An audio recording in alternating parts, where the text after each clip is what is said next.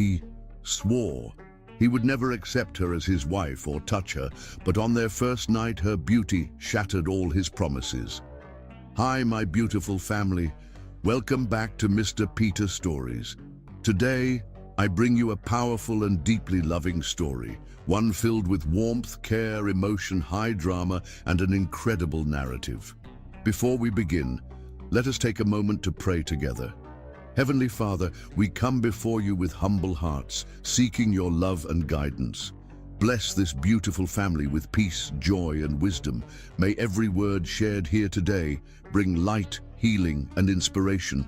Fill our hearts with kindness, understanding, and unconditional love. Protect us from negativity and lead us on the path of righteousness. We trust in your divine plan, and we thank you for surrounding us with such a wonderful and loving family. Amen.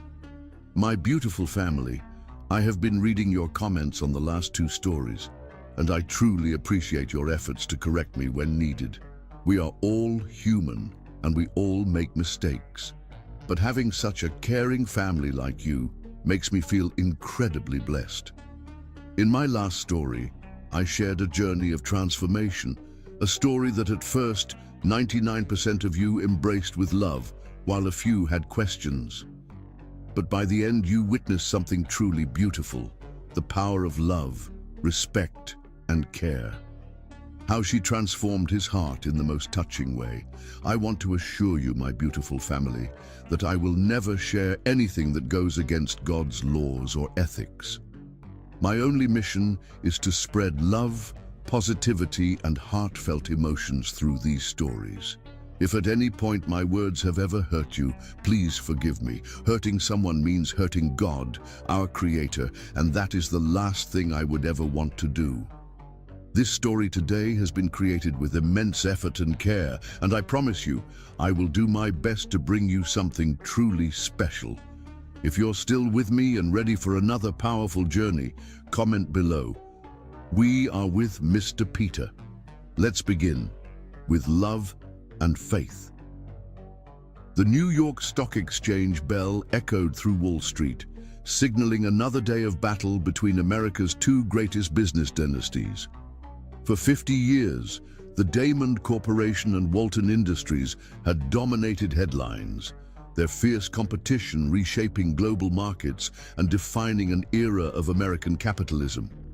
Mr. Damon John, standing in his penthouse office atop the gleaming Damon Tower, watched the morning sun reflect off the Walton Building across Manhattan. His empire sprawled across 5 continents: technology, artificial intelligence, aerospace, and digital innovation. Every morning he woke to wage war against his oldest rival, Richard Walton. The rivalry had begun in the technological revolution of the 1970s.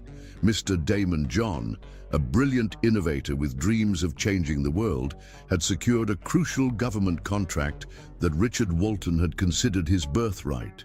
That single moment sparked a competition that would span generations. Through the decades, their battles became legendary. When Walton Industries launched a revolutionary communications platform, the Damon Corporation countered with breakthrough encryption technology. Every victory came at a devastating cost. Every defeat fueled their determination to fight harder. The business world watched their war with fascination. Young entrepreneurs studied their strategies, journalists chronicled their battles, and competitors learned to fear their combined influence. Their children grew up in the shadow of this rivalry, inheriting not just wealth, but the weight of a generational conflict. Today, however, something was different. Mr. Damon John's assistant noticed his unusual stillness as he studied the morning's financial reports. Global Tech, a startup barely 5 years old, had captured 15% of their core market. Quantum Solutions, another upstart, was revolutionizing the very industry they'd helped build. "Sir," his assistant ventured, "the board members are requesting an emergency meeting. The Asian market numbers—" "Tell them tomorrow," he replied, his deep voice carrying the authority of decades of command. His eyes remained fixed on a different document, A private intelligence report about Richard Walton's recent movements. His rival had been making unusual decisions, selling off non-core assets, consolidating power. He recognized the pattern because he'd been doing the same thing. Across the city, in the Walton Building's executive suite, Richard Walton faced similar concerns. At 70, he carried himself with the same military precision he'd learned at West Point, but today, his shoulders bore an extra burden. The morning's Wall Street Journal lay open on his desk. Tech giants face digital revolution. Can old guards survive? The article detailed how younger, more agile companies were eroding their market share. While the Damon Corporation and Walton Industries fought their endless war, new competitors had emerged from Silicon Valley garages and Bangalore tech hubs. These startups, unburdened by old rivalries, were reinventing the rules of business. Richard Walton's son, Shane, epitomized the next generation's challenges. At 25, he possessed his father's business acumen and command presence, but his attention was increasingly divided. His relationship with Hilda Martinez, a stunning socialite who collected luxury gifts like trophies, worried Richard. Each time Shane appeared in the society pages with Hilda, their competitors' stocks rose slightly, as if the market sensed distraction in the Walton air. Meanwhile, the Damon family harbored their own secret. April Damon, at 24, carried herself with a grace that turned heads and a kindness that won hearts. Few knew she was adopted, taken in by the Damons after her biological mother, Mrs. Damon's closest friend, died in childbirth. Her biological father, consumed by grief, had rejected her, and the Damons had given her everything: their name, their love, and their protection.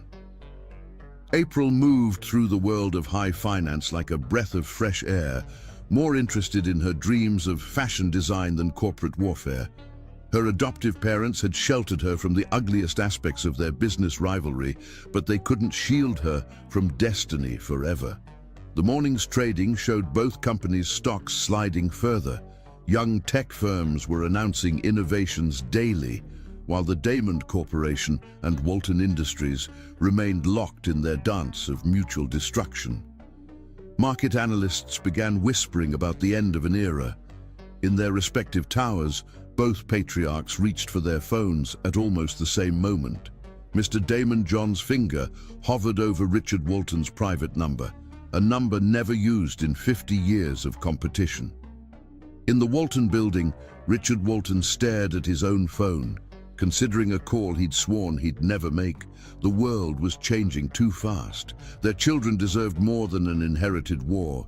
Their empires, built with decades of sweat and genius, were crumbling while they fought each other. Something had to change.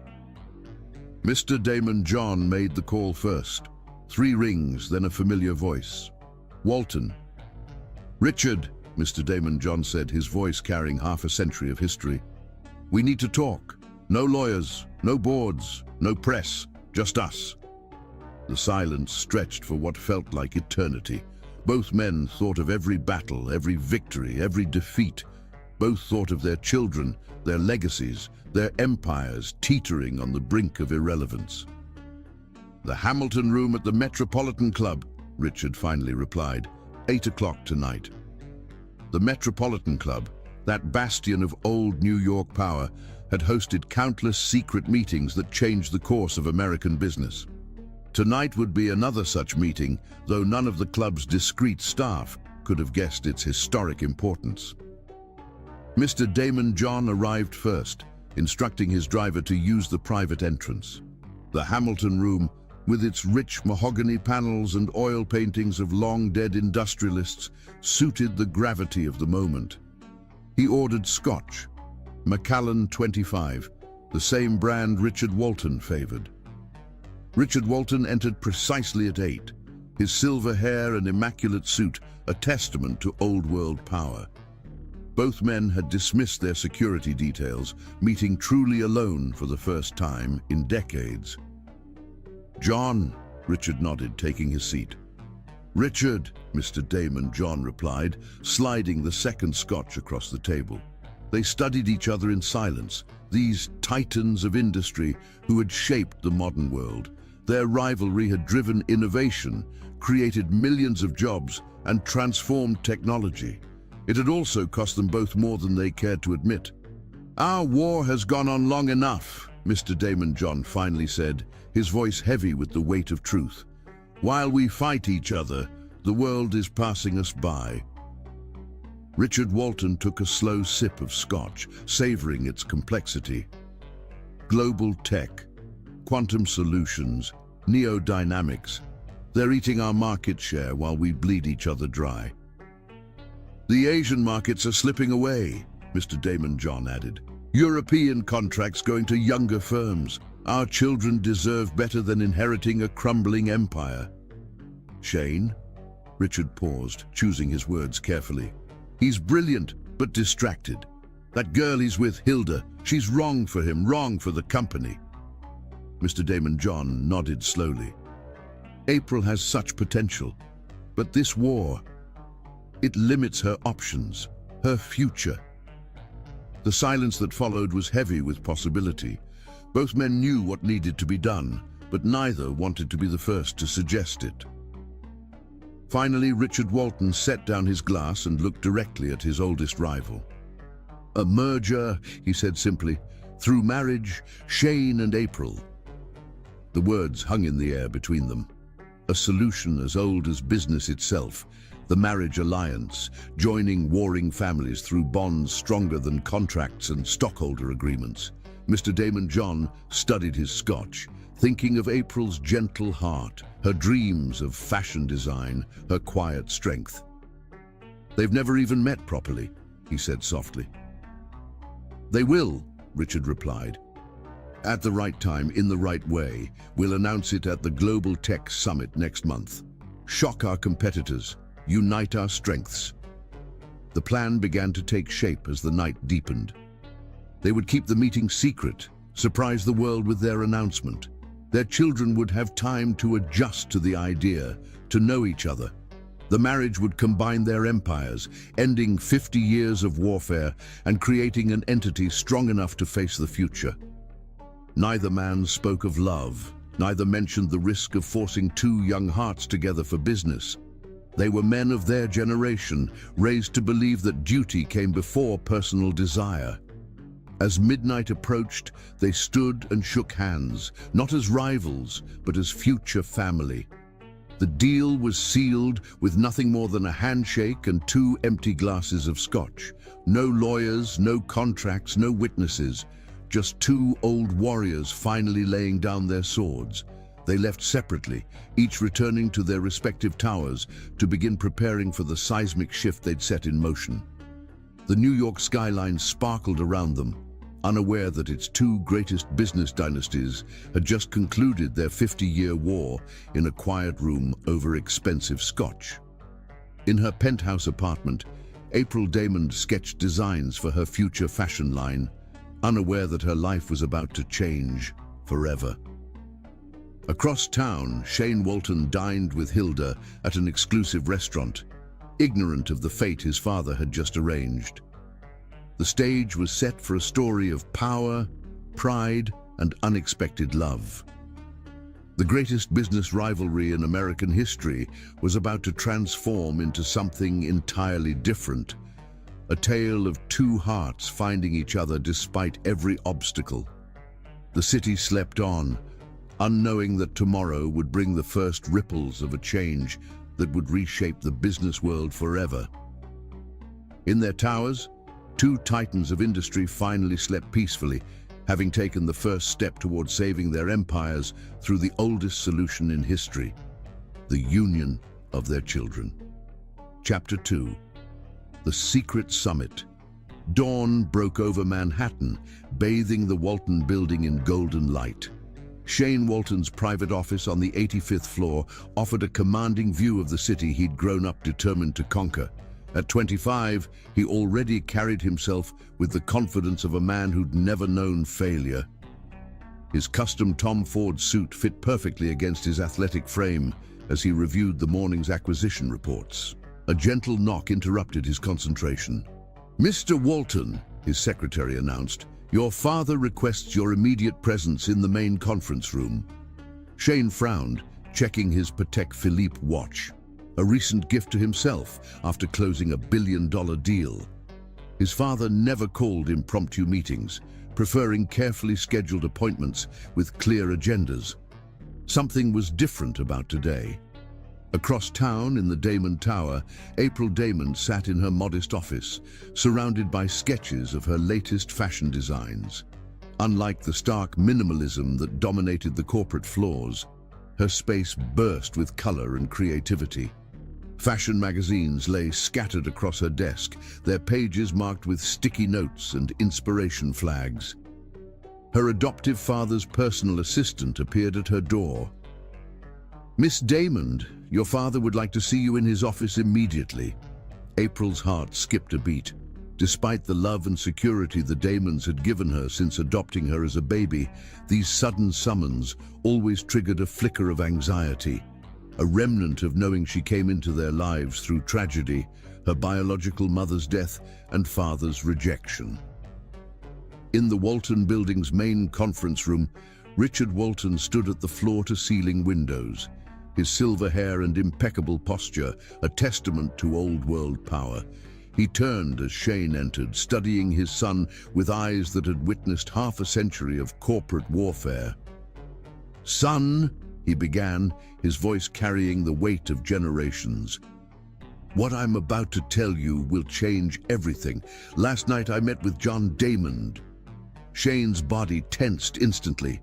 The Damon name had been synonymous with enemy throughout his entire life. "Why would you meet with him? Without lawyers? Without me?" "Because sometimes, son, the greatest victories come not through war, but through peace." Richard's words hung in the air between them.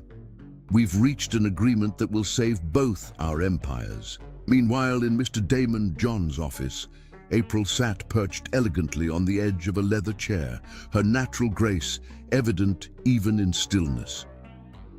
Her father's office had always intimidated her. Its vast space designed to make visitors feel small, its decor screaming power and authority. "April, my dear," Mr. Damon John began, his voice softer than it ever was in board meetings. "You know, we've always wanted what's best for you. Since the day we adopted you, you've been our greatest blessing." April's throat tightened. Her adoption was rarely mentioned, not out of shame, but out of the complete acceptance the Damons had always shown her. "Father, what's wrong?" Back in the Walton Building, Shane's world was imploding. "Marriage," he practically spat the word, "to April Damon? Have you lost your mind?" "Watch your tone," Richard's voice cracked like a whip. "This isn't just about you. It's about securing the future of everything we've built. While we've been fighting the Damons, younger companies are stealing our market share. We need this alliance." "I'm with Hilda," Shane protested, though even as he said it, he knew how weak it sounded. Hilda Martinez, with her designer wardrobe and insatiable appetite for luxury, was his escape from the corporate world, beautiful, uncomplicated, demanding nothing more than expensive gifts and exclusive restaurant reservations. "Hilda," Richard's tone dripped with disdain, "is not the future of this company. April Damon is brilliant, well-educated, and from a family that understands our world. This merger through marriage will create the most powerful corporation in America." In the Damon Tower, April's reaction was quieter but no less intense. "Marriage to Shane Walton?" Her voice trembled slightly. "But we've never even met properly. And his reputation? Father, they say he's involved with someone else." Mr. Damon John leaned forward, his eyes soft with concern for his daughter. "Sometimes, my dear, duty calls us to greater things than we imagined for ourselves. This union could end 50 years of costly rivalry. It could secure jobs for thousands of employees, create opportunities for innovation we've never dreamed of." April's mind raced. She'd seen Shane Walton from afar at charity galas and business functions, Tall, handsome, arrogant, the tabloids regularly featured him with Hilda Martinez, their romance splashed across page 6 in designer clothes and expensive jewelry. "Do I have a choice?" she asked quietly, though she already knew the answer. The weight of 2 corporate dynasties pressed down on her shoulders. "There's always a choice," her father replied gently. "But I'm asking you to consider what's at stake. Our companies employ hundreds of thousands of people. Our technological innovations shape the future. Together, we could do so much more than we ever could as rivals." Back in the Walton building, Shane's resistance was crumbling under his father's relentless logic. "And if I refuse," he challenged, though his voice had lost its earlier fire. Richard Walton's response was ice cold. "Then you lose everything. Your position, your trust fund, your future with this company. I've indulged your relationship with Hilda, your playboy lifestyle, because I believed you'd grow out of it. Now it's time to become the man this company needs you to be." The threat hung in the air between them, father and son locked in a battle of wills. Shane's mind raced through his options. His entire life had been built around eventually taking control of Walton Industries. Every school, every internship, every business decision had led to this moment. In the Damon Tower, April made her decision with characteristic grace. "I'll do it," she said softly. "For the company, for our employees, for peace between our families." Her heart ached for her dreams of fashion design, but duty called louder. Mr. Damon John rose and embraced his daughter, his eyes suspiciously bright. "You've always made us proud, April. This sacrifice, we'll make sure it's worth it." The announcement would come at the Global Tech Summit next week, a carefully choreographed surprise that would shock the business world. Both families' PR teams would work around the clock to craft the perfect narrative, a love story bridging America's greatest business rivalry, a merger of hearts and corporations. Neither Shane nor April knew that their fathers had met in secret, that their futures had been decided over expensive scotch in a private club room. They would learn that detail much later, when their own story had twisted and turned in ways neither family could have predicted. As the day wore on, both young people retreated to their private spaces to process the news. Shane paced his penthouse apartment, ignoring Hilda's increasingly frantic texts. How could he tell her? What would this mean for them? April sat in her office, absently sketching designs she might never bring to life, wondering what kind of man Shane Walton really was behind his playboy facade. The New York sun set behind the skyscrapers, painting the city in shades of amber and rose. In their respective towers, 2 young people faced the weight of dynasty and duty, their personal dreams sacrificed on the altar of corporate ambition. Neither knew that fate had other plans, that their arranged marriage would spark a love story more powerful than any business merger. Tomorrow would bring the first steps of their new reality. Tomorrow, they would begin the careful dance of appearing in public together, of crafting the illusion of a natural romance. Tomorrow, they would start learning to be partners in the greatest corporate merger in history. But tonight, they were just 2 souls caught in the machinations of power and legacy, their hearts not yet knowing that sometimes the greatest love stories begin not with choice, but with duty. The city lights twinkled like stars, witnesses to the unfolding drama that would change not just 2 lives, but the entire landscape of American business forever. Chapter 3. The Heirs. The morning of the Global Tech Summit dawned crisp and clear over Manhattan. In his luxury penthouse apartment, Shane Walton stood before his floor-to-ceiling windows, nursing a glass of scotch despite the early hour. His reflection showed a man at war with himself. Pristinely tailored Tom Ford suit couldn't hide the tension in his shoulders, the storm brewing behind his eyes. His phone buzzed again, another message from Hilda. He'd been avoiding her call since his father's announcement, unable to face the conversation he knew was coming. The screen showed 27 missed calls and 43 text messages. The latest read, "Baby, where are you?" We need to talk about these rumors. Rumors. If only they were just rumors. The reality was far more devastating than anything the gossip columns could conjure. In less than 3 hours, he would stand beside April Damon, the daughter of his family's greatest rival, and announce their engagement to the world. Across town, in her more modest but elegantly appointed apartment, April Damon sat at her vanity, watching her hands tremble slightly as she applied her makeup. The daughter of one of America's wealthiest men lived simply by choice, her space filled with fashion sketches and design materials rather than luxury items. Today, however, she'd chosen her outfit with particular care, a cream-colored Chanel suit that emphasized her natural grace and beauty. Her adoption papers lay open on her desk. She'd spent the night reading them again and again, reminding herself of where she came from.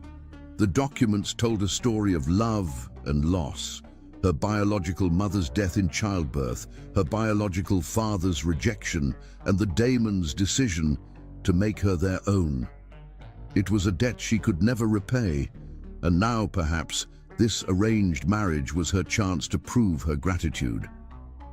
The Global Tech Summit was being held at the Metropolitan Convention Center, its grand ballroom transformed into a showcase of technological innovation.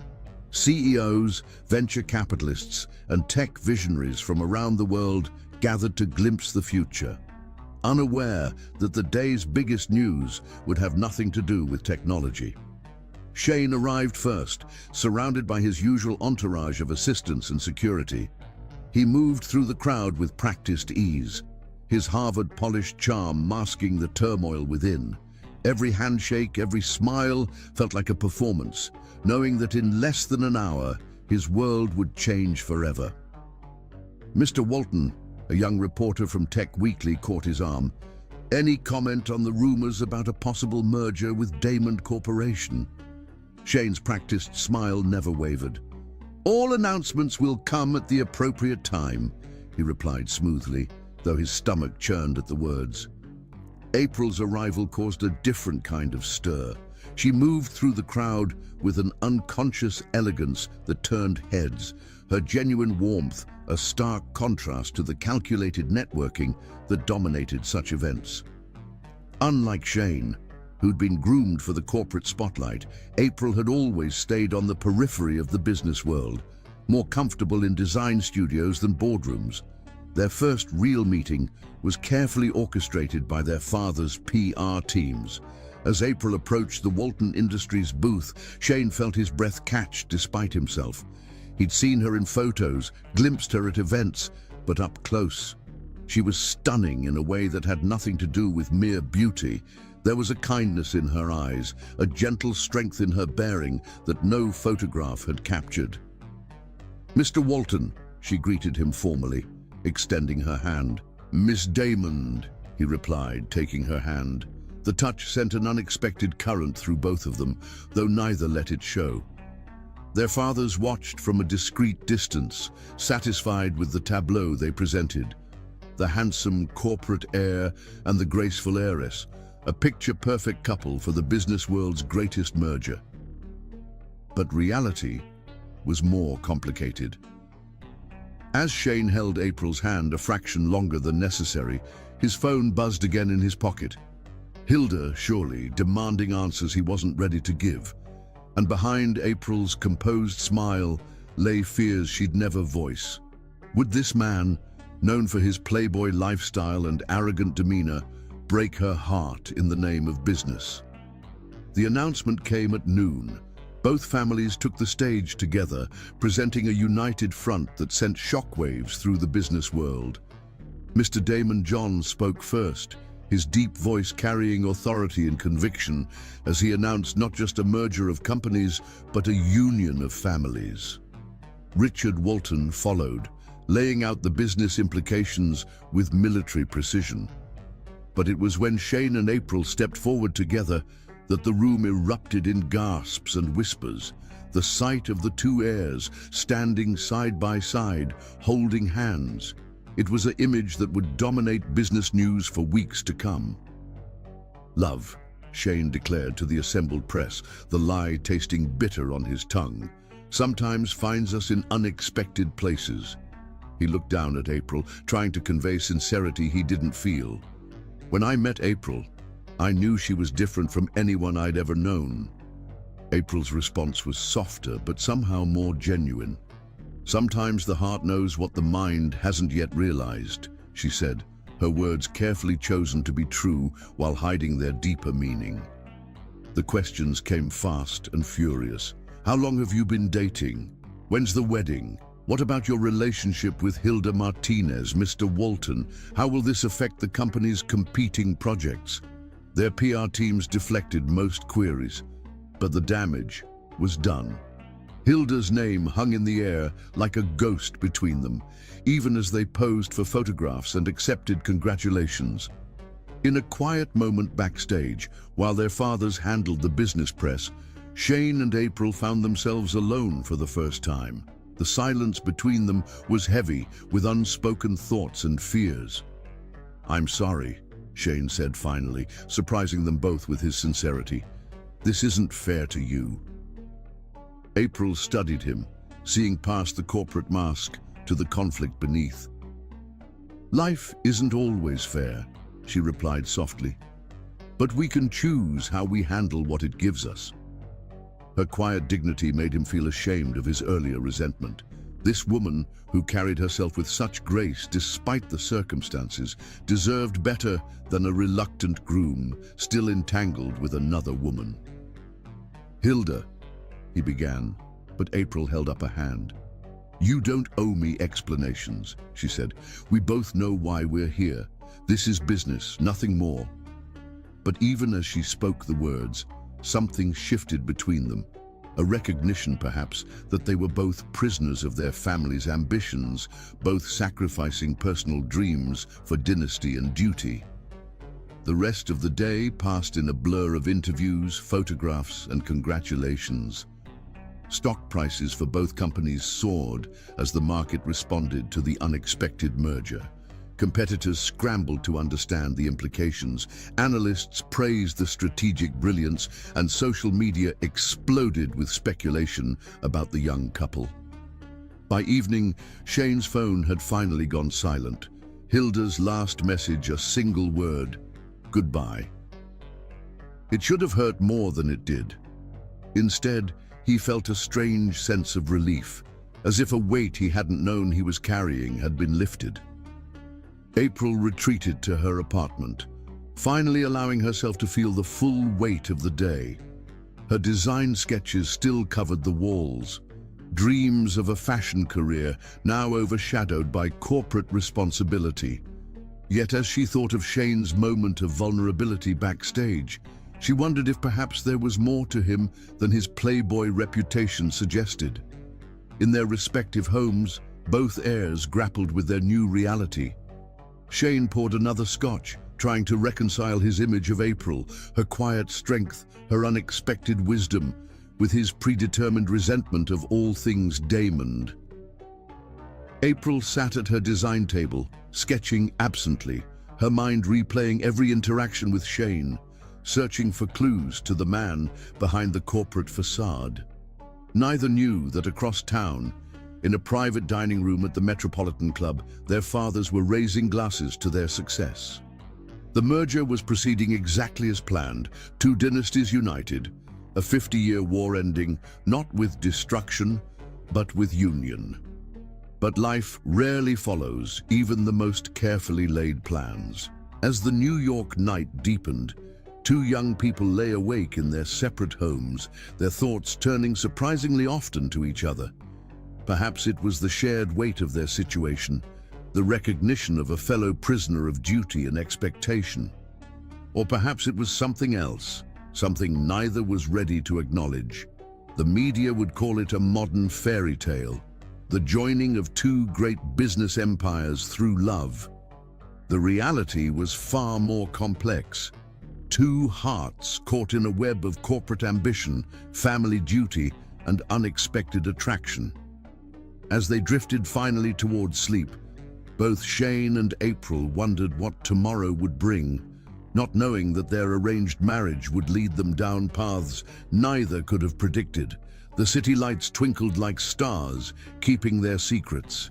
Tomorrow would bring new challenges, new complications, new opportunities for two hearts to either grow together or break apart. But for now, in the quiet of night, two heirs to America's greatest business rivalry dreamed unexpected dreams of each other, their hearts beginning a journey their minds hadn't yet accepted. Chapter 4. The Announcement.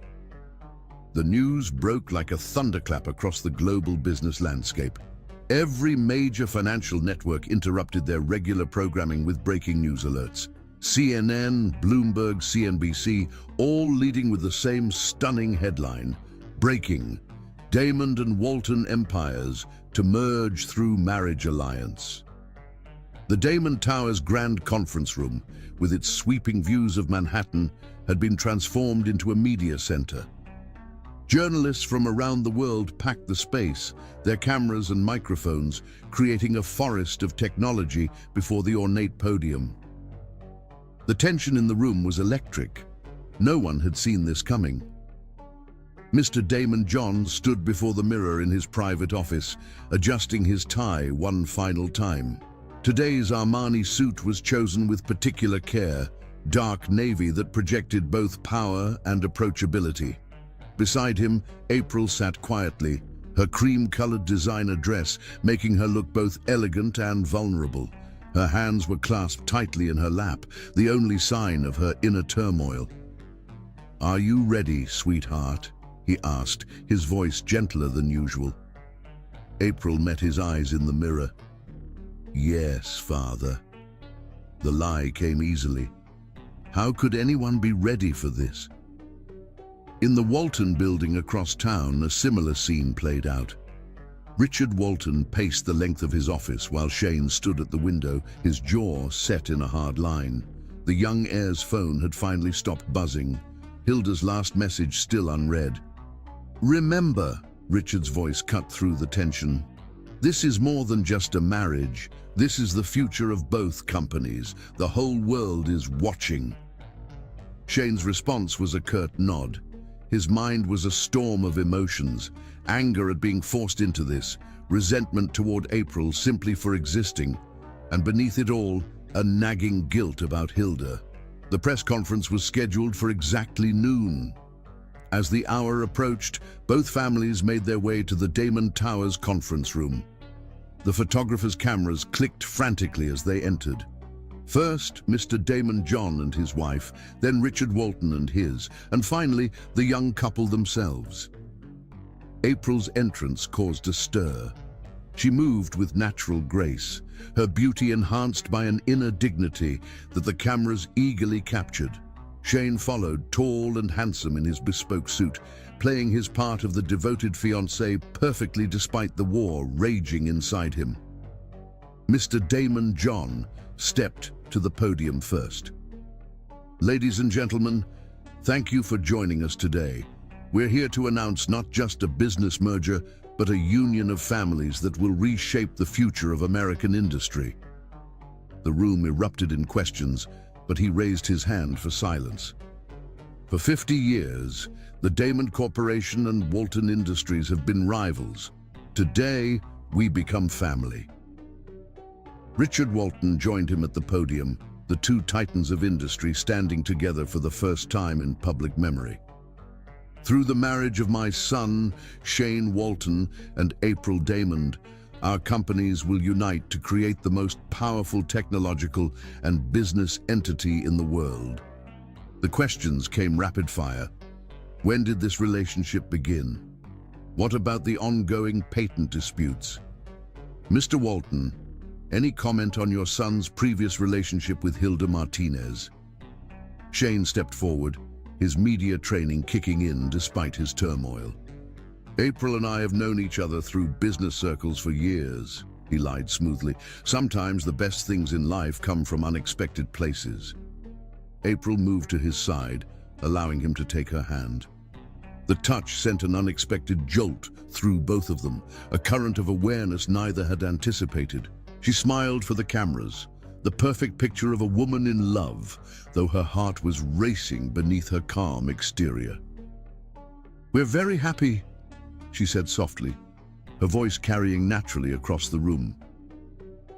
The sincerity in her tone surprised even Shane. She was either a better actress than he'd imagined, or there was more to her than he'd assumed. The business press demanded details about the merger, stock exchanges, board positions, corporate structure. But the society photographers were focused on the young couple, capturing every small interaction, every glance, every subtle touch. One veteran reporter from the Wall Street Journal asked the question everyone was thinking: how do you overcome 50 years of corporate rivalry to find love? Before Shane could craft another smooth lie, April spoke. "Some things are more powerful than old rivalries," she said, her voice gentle but firm. "Sometimes the heart sees what the mind cannot." Her words struck Shane like a physical blow. In that moment, looking down at her as she defended their fraudulent relationship with such grace, he felt the first crack in his resentment. This woman, who had every right to be as angry as he was about their arranged marriage, was handling it with a dignity he couldn't match. The press conference continued, but the dynamic between them had shifted subtly. Shane found himself watching April more closely, noticing the slight tremor in her hand when difficult questions came, the way she held herself with quiet strength despite the pressure. After the formal announcements, the families moved to the Damon Towers Executive Lounge for a more intimate reception with key media figures. April was immediately surrounded by society reporters, all eager to hear about wedding plans and romantic details. Shane stood at the bar, nursing a scotch and watching her handle the attention with natural grace. A senior reporter from Forbes approached him. "Quite a catch, Mr. Walton." The reporter nodded toward April. "Though I have to say, this comes as quite a surprise given your previous entanglements." Shane's grip tightened on his glass. "The past is the past," he said firmly, his tone ending that line of questioning. Across the room, April was asked about Hilda. Her response was diplomatic. "I prefer to focus on the future, not the past.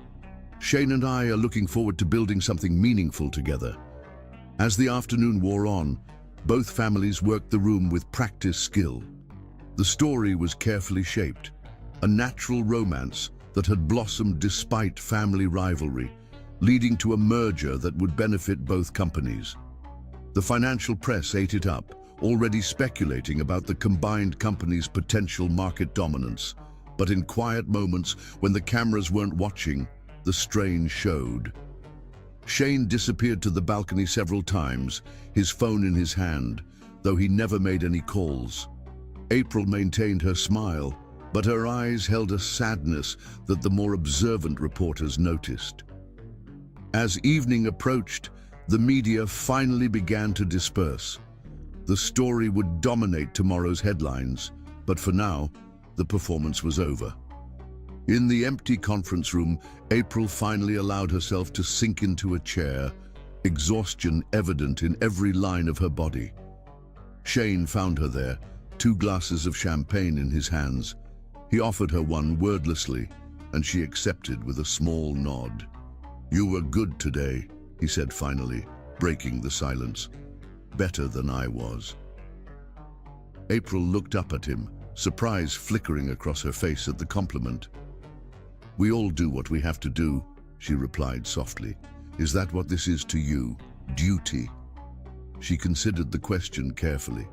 "Isn't that what it is to you?" Before he could answer, their fathers entered the room, both men riding high on the success of their announcement. The stock market had responded enthusiastically to the news. Both companies' shares were up over 15%. "Perfect," Richard Walton declared. "Absolutely perfect. The media's eating it up, the market's responding. This is everything we hope for." Mr. Damon John nodded in agreement.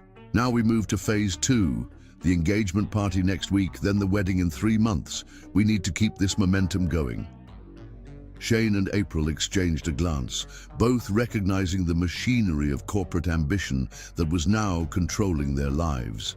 But something had changed between them during the long day of pretense, a mutual understanding perhaps, or at least a recognition of their shared predicament. As they parted ways that evening, Shane found himself watching April's retreating figure with new eyes.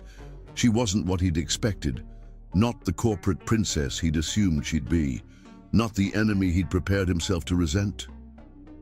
In her car, heading home, April allowed herself to think about Shane. Despite his initial coldness, she'd seen moments of something else today, a complexity that suggested there was more to him than his playboy reputation suggested. The city lights blurred past their windows as they headed to their separate homes, both lost in thought about the day's events and what the future might hold.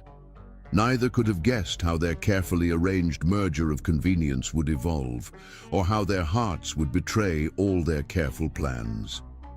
In their respective offices, their fathers raised glasses to their success, believing they had orchestrated the perfect business solution. But they had forgotten one crucial factor: the unpredictable nature of the human heart, and its tendency to rebel against even the most carefully laid plans. Chapter 5. Shattered Glass. The morning after the press conference, Shane Walton's fury finally erupted. The carefully constructed facade of the happy couple crumbled in the privacy of his father's study at the Walton mansion. Sunlight streamed through centuries-old stained glass windows, casting colorful shadows across the Persian carpet as Shane paced like a caged tiger. "Have you completely lost your mind?"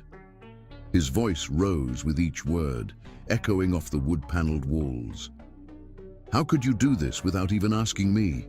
I'm not some pawn you can move around your corporate chessboard." Richard Walton sat behind his massive mahogany desk, watching his son's outburst with cold composure. The morning papers lay spread before him, their headlines celebrating the unexpected merger and romance. His crystal tumbler of scotch remained untouched. It was barely 9 a.m., but today warranted an exception. "Are you quite finished?" Richard's voice cut through Shane's tirade like steel through silk. "Sit down." "I will not sit down." Shane grabbed a crystal paperweight from his father's desk, hurling it against the wall. It shattered spectacularly, sending fragments of crystal raining onto the carpet. "You've arranged my entire life like I'm some sort of puppet, and now you're trying to force me to marry a woman I barely know. That's enough." Richard's fist slammed onto the desk, the rare display of emotion silencing his son momentarily. "You want to talk about arrangements?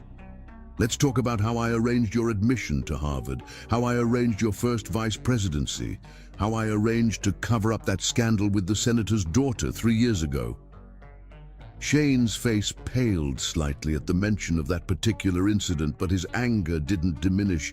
"That's different. This is my life, my heart." "Your heart?" Richard's laugh was bitter. "You mean your relationship with Hilda Martinez, that gold digger who's been bleeding you dry with her endless demands for gifts and trips? Don't you dare talk about Hilda like that." Shane's voice cracked with emotion. "She loves me for who I am, not for my position or my money." "Does she?" Richard stood slowly, his presence filling the room. "Then why did she accept a dinner invitation from James Chen last week? Or was she networking when she spent last weekend on Marcus Davidson's yacht?" The color drained from Shane's face. "You're lying. You're just trying to manipulate me." "Am I?" Richard pulled a folder from his desk drawer, tossing it onto the desk. Photographs spilled out, surveillance shots of Hilda with various wealthy men, each image a dagger to Shane's heart.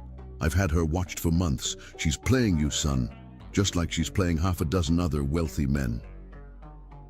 Shane picked up the photos with trembling hands, his world crumbling around him. Each image told a story he didn't want to believe. Hilda laughing on a yacht, dining in exclusive restaurants, shopping with different men. His Hilda, who'd promised she only had eyes for him. "This doesn't change anything," he said finally, his voice hoarse. "I won't marry April Damon. I can't." "You can, and you will." Richard's tone left no room for argument. "Unless you want to find yourself cut off completely. No trust fund, no position in the company, no access to any family resources. You'll be out on the street with nothing but your Harvard degree and your wounded pride." You wouldn't dare. But even as Shane said it, he knew his father would. Richard Walton hadn't built an empire by bluffing. "Try me." Richard sat back down, picking up his scotch. The merger announcement has already been made. The markets are responding positively. Backing out now would destroy both companies' stock values and make us look like fools. The wedding will happen in 3 months. Shane collapsed into a leather chair, the fight draining out of him. "And what about April? Does she have any say in this?"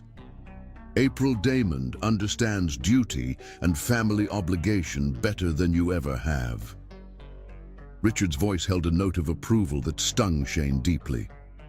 "She's accepted this arrangement with grace and dignity. Perhaps you could learn something from her." "Grace and dignity?" Shane laughed bitterly. "She's probably just thrilled to marry into the Walton fortune. Another gold digger just like Hilda." "Watch your mouth." Richard's voice turned dangerous. "April Damon is nothing like your Hilda. She's been raised in our world, understands our responsibilities, and unlike your current paramour, she has her own fortune and a genuine interest in business beyond shopping and parties." Shane stood abruptly, unable to bear any more. "I need some air." "Before you go," Richard called after him, "remember this. You have until tonight to break things off with Hilda properly. If you don't, I'll have security do it for you, and believe me, you don't want that kind of scandal." Shane stormed out of the study, slamming the heavy door behind him. The sound echoed through the mansion like a gunshot, making the staff scatter nervously. He made his way to the garage, grabbing the keys to his Aston Martin. As he roared through the streets of Manhattan, his phone buzzed continuously. Hilda, no doubt, having seen the morning news. He couldn't face her yet, couldn't bear to confirm what his father's photos had suggested. The betrayal cut deep, not just from Hilda, but from his father as well. Without conscious thought, he found himself driving toward the Damon Tower. April would be there, probably celebrating her triumph with her family. The thought made his blood boil. He pulled into the private garage, his name already added to the security clearance list. The elevator ride to the executive floor gave him time to seethe. By the time he reached April's office, his anger had crystallized into cold determination. He burst through her door without knocking, ready to confront her. The sight that greeted him stopped him in his tracks. April sat at her desk, surrounded not by celebration, but by fashion sketches and fabric swatches. Her eyes were red-rimmed, though she quickly wiped away any trace of tears at his entrance. "Can I help you, Mr. Walton?" Her voice was steady, professional, giving no indication of her emotional state. "Drop the act," he snapped, but his voice held less venom than he'd intended. "This whole thing, it's a joke. A corporate arrangement dressed up as romance." April stood slowly, her dignity evident in every movement. "You're right, it is an arrangement, but that doesn't mean we have to make each other miserable. Doesn't it?" He moved closer, trying to intimidate her with his presence. "You're getting everything you want, the Walton name, the merged companies, the society wedding of the year." Her laugh surprised him, short, bitter, and entirely genuine. "Everything I want? I want to be a fashion designer, Mr. Walton. I want to create something of my own, not inherit someone else's empire. But we don't always get what we want, do we?" The sincerity in her voice made him pause. This wasn't the calculating social climber he'd expected. There was real pain in her eyes, real dreams being sacrificed. "Why did you agree to this?" he asked, his anger deflating slightly. "The same reason you did," she replied softly. "Because sometimes duty to family outweighs personal desire. Because sometimes the price of saying no is too high to pay." Her words hit uncomfortably close to home. Shane found himself studying her with new eyes, noting the fashion magazines on her desk, the half-finished sketches, the evidence of a passion being set aside for family obligation. "I won't love you," he said finally, the words coming out harsher than he'd intended. "I'm not asking you to." April's voice remained steady. "All I'm asking is that we treat each other with respect. We're both trapped in this situation. We can either make it bearable or make it hell." The wisdom in her words surprised him, though he wouldn't admit it. Instead, he turned to leave, pausing at the door. "This doesn't change anything. I'm still in love with someone else." "I know," April replied quietly, "and I'm sorry for that. But Mr. Walton, Shane, you might want to ask yourself why your father is so certain this marriage needs to happen now. Why he's so intent on separating you from certain influences." Her words followed him back to his car, adding to the turmoil in his mind. The photographs in his father's study, April's quiet dignity, the weight of family obligation, it was all too much to process. As he drove through the city, Shane realized that his world had shattered like that crystal paperweight. All that remained was to see what shape the pieces would take when they finally settled. In her office, April returned to her sketches, allowing herself one more moment of grief for the dreams she was setting aside. Neither of them knew that their confrontation had planted the first seeds of understanding, the first hint that perhaps there was more to each other than they'd assumed. The sun continued its journey across the Manhattan sky, indifferent to the drama unfolding in the lives below. In two separate towers, two young people grappled with duty, desire, and the dawning realization that their arranged marriage might be more complicated than either had imagined. Chapter 6. The Promise.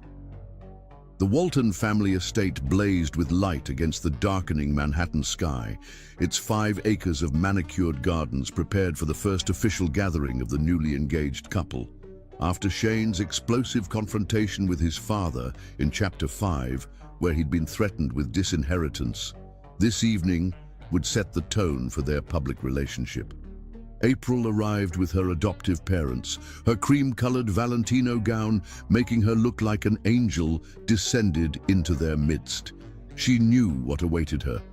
Shane's anger at being forced into this arrangement would surely find its target in her.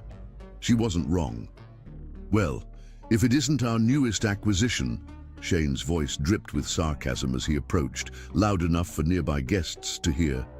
"Tell me, April, how does it feel to be traded like a corporate asset? Though I suppose you're used to being handed from family to family." The cruel reference to her adoption made several socialites hide smirks behind their champagne glasses. April maintained her composure, years of hiding her pain serving her well. "The gardens are beautiful, Shane," she deflected gracefully. "Yes, generations of real Waltons have tended these grounds."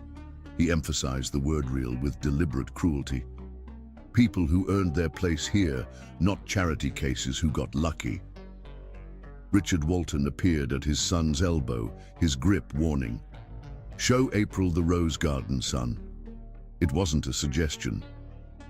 Shane led April toward the French doors, his touch on her elbow possessive rather than gentle. As they stepped into the garden, the sweet scent of roses couldn't mask the bitterness between them. "Let me make something perfectly clear." Shane's voice was low and intense. "I swear, I will never accept you as my wife, never. I will never touch you, never acknowledge you as anything more than a business convenience. This marriage is a transaction, nothing more." April's calm finally cracked. "Why are you being so cruel? I didn't ask for this either." "Didn't you?" He laughed harshly. the perfect solution to your identity crisis, finally becoming a real member of high society instead of an adopted outsider playing dress-up. The series of required social events that followed became stages for Shane's escalating cruelty. At their engagement photo shoot, while photographers adjusted lighting, he whispered cutting remarks about her fashion design dreams. Playing with dresses while the real business people work. How quaint, though I suppose when you've been rejected by your own blood, you need something to feel special about. During the charity gala at the Metropolitan Museum, he made sure to parade Hilda in front of April. "This is what a real woman looks like," he announced to nearby guests. Not some charity case trying to prove she belongs. The wedding planning meetings were particularly brutal. When April suggested incorporating sustainable elements into the ceremony, Shane's response cut deep. "Still trying to prove you're worth something? That you deserve to be here? You don't. You're just convenient. A walking, talking merger agreement. Nothing more." At their engagement party, held in the Damon Towers Grand Ballroom, he saved his cruelest words for when they were surrounded by guests. "You know why they really adopted you?" he said, champagne glass in hand. "Because it looked good for their corporate image. A charitable act to write off on their taxes. Just like this marriage. A business transaction dressed up as something meaningful." Through each encounter, April maintained her dignity. Every cruel word, every deliberate jab about her adoption or her dreams of fashion design, she absorbed silently. Her quiet strength in the face of his cruelty would later haunt Shane, especially after discovering Hilda's true nature in the chapters to come. The final pre-wedding meeting in the Damon Towers conference room marked the peak of his calculated cruelty. "I could never love someone like you," he declared coldly. "You're not loyal, you're not genuine, you're just an opportunist who got lucky. At least Hilda is honest about what she wants." April's response was quiet, but cutting. "And what exactly does Hilda want, Shane? Have you ever really asked yourself that question?" Her implication about Hilda's true nature enraged him. He grabbed her arm, pulling her close. "Don't you dare question my relationship with Hilda. I will never forgive you if you speak against her again." April met his gaze steadily. "Someone needs to tell you the truth, even if you're not ready to hear it." "Truth?" His laugh was bitter. "The truth is that you're nothing but a replacement child. Your own father didn't want you. The Damons took you in out of pity, and now you're being used to seal a business deal. That's all you'll ever be." April extracted herself from his grip with quiet dignity. "You're wrong about so many things, Shane. Someday you'll realize that. I just hope it's not too late when you do." As she walked away, Shane felt something unexpected, a flicker of admiration for her strength. He pushed it aside quickly, but the seed was planted. This woman, who absorbed his cruelty with such grace, who maintained her dignity despite his best efforts to break her, was something different from what he'd expected. The night ended with possibility hanging in the air, not of love, not yet, but of recognition. Shane had promised never to accept her as his wife, never to touch her, but watching her leave with her head held high, he felt the first crack in his certainty. Neither knew that these pre-wedding encounters, painful as they were laying the groundwork for their eventual transformation. Each cruel word Shane spoke would return to haunt him. Each moment of dignity April displayed would later prove her true worth. As the wedding approached, their path was set. Shane's cruelty would continue until that fateful wedding night when April's beauty would shatter all his promises. But for now, they remained locked in their roles, the cruel heir and the dignified adopted daughter, each playing their part in a drama neither had chosen, but both would be transformed by. Chapter 7. Hidden Pain. The weeks leading up to the wedding became a delicate dance of public appearances and private torment. Each charity gala, each business function, each society event required Shane and April to perform their roles as the perfect engaged couple while their hearts waged separate wars. At the annual Metropolitan Museum Charity Ball, Shane watched April from across the grand ballroom. She wore a midnight blue gown that made her look like a dream come to life, charming everyone around her with her natural grace. His grip tightened on his champagne glass as he saw how easily she fit into his world, how effortlessly she carried the Damon name despite not being born to it. "Your fiancé is quite the social butterfly." Hilda's voice cut through his thoughts like a blade. She'd returned from Europe, more beautiful and dangerous than ever, in a red dress that left little to the imagination. "What are you doing here, Hilda?" Shane's voice was cold, though his heart raced at her proximity. "I was invited, darling. Some of us actually earned our place in society." Her eyes fixed on April. Though others seemed to have lucked their way in through adoption, Shane's response surprised even himself. "Don't talk about her like that." Hilda's perfectly sculpted eyebrow arched. "Defending her already? How sweet. Does she know you're still meeting me in private?" The lie hung between them. They hadn't met since the engagement announcement, but Hilda's words were calculated to be overheard by nearby guests. The whispers would start within minutes. Across the room, April maintained her serene smile, despite having seen Hilda's arrival. The weight of her secret adoption felt heavier tonight, watching Shane with the woman he truly loved. No one knew that she spent her nights reading and rereading her adoption papers, trying to understand why her biological father had rejected her so completely that the Damons had to step in. "April, darling." Mrs. Wellington, one of New York's most notorious gossips, touched her arm. "How do you feel about Hilda's return? It must be so difficult knowing Shane's true love is still in the picture." April's response was graceful as ever. "Shane's past is his own, Mrs. Wellington. I'm focused on our future." But the older woman pressed on.